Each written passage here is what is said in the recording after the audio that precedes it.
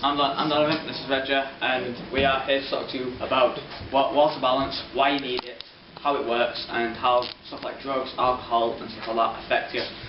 So yeah, he's going to talk. We need water balance to be a constant norm. For if our water balance was too low, then we would be dehydrated and later die of dehydration. If the water balance is too high, then we'd suffer brain damage and then death. So it works by basically the concentration of your blood plasma will increase. It's sort of like a negative feedback thing. Receptors in the brain are stimulated, and then one of two things can happen. Either you recognise that you're thirsty, if you drink, it's fine, or ADH is secreted from the pituitary gland. More water is reabsorbed into the kidneys, which then means that small quantities of concentrated urine are released, which is basically more waste product inside less of urine.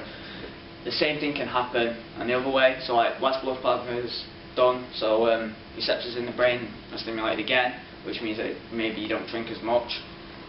And then ADH or DH secreted, less water is absorbed, and more urine is made. So yeah, drugs can also affect this. So like so drugs can affect urine in different ways, like the water balance. For example, alcohol is a very big is basically when you have that, more dilute urine is produced. This can make you dehydrated, and that's the reason really why you have a hangover the next day. It's because you're dehydrated, you've not had water, something like that. If you continue to be dehydrated, you can have problems with your heart, your kidneys, your liver, stuff like that, and you will actually die if it stays like that. If you're having ecstasy, ecstasy is different in the thing that not enough water is released. It's built up in your kidneys and stuff like that, which can result in seizures and stuff like that, and can also result in a heart attack if it gets severe. And this is all because of the ADH. It suppresses it, which is the reason why alcohol does that, and it doesn't suppress, which is why ecstasy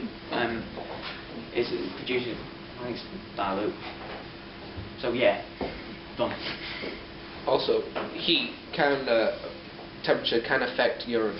Such as cold days, you produce more urine and it'll be pale, while on a hot day it'll be normal urine but less. That's all I got. Same here. Right, question. What's negative feedback? Negative feedback is when if you have too much of it, your brain will try to make sure that you produce less of it. So if you have more water, your brain will produce a certain hormone stuff to produce less, so to get rid of it all.